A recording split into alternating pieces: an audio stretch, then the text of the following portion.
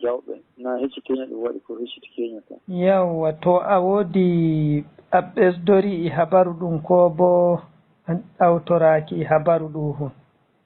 Min ɗo mi woodi habaru majjum. A woodi laaɓoral majjum, to ko a rokkami habaru ɗum seɗɗa ko wangi e woodi coyuɓe yonki maɓɓe to nder ko wala? Wala baraɗo, ani ɓe gullani ɓe siriji kawai. Ɓe goldi siri sureji ɗin kamɓe jeeyi amma wala maɓe bari ñalawma ɓe jeeyi hannde. Banon min gi foto ɗum e ngo dottijo bakke o wiyete Jawo. Woodi ma caggal hakkunde amin. Na'am. Durgal amin e nan goɗɗo feere. To wadduki joni na hanko e moto e o doggi ga ɗon ɗum ko bo imo ɗon? O hossi wuro makko. O dilliri banye. O dilliri banye.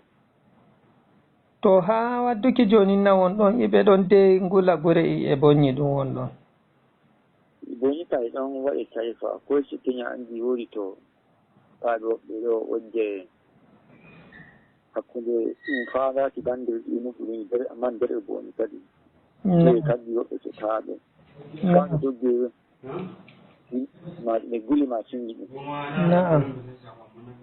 amma ɓe kocci jamɓe kadi ɓe jiɗi ɓe kamɓe kadi haydari seɗɗa ɓe kadi bo ɓe kuccititra e maɓɓe haaɓe doji haaɓe ɓen no doggu won ɗon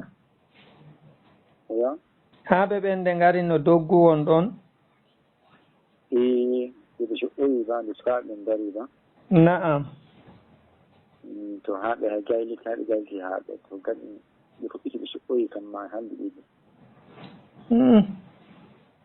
To amma ɗum fu ɓe taɓa nasara sukaɓe kadi. Na'am. To wadduki joni nan ɗum gaɗa ɗum fu sale wala jabruɗe ɗe gwamnati diwal e bonni hocci? Wala hayni kadi ɗo min nani woodi hukuma jaaɗum amma ko ndi ɗum yii lallira ko taade no kadde maɓɓe ɓe mbi ay dan tadde na komi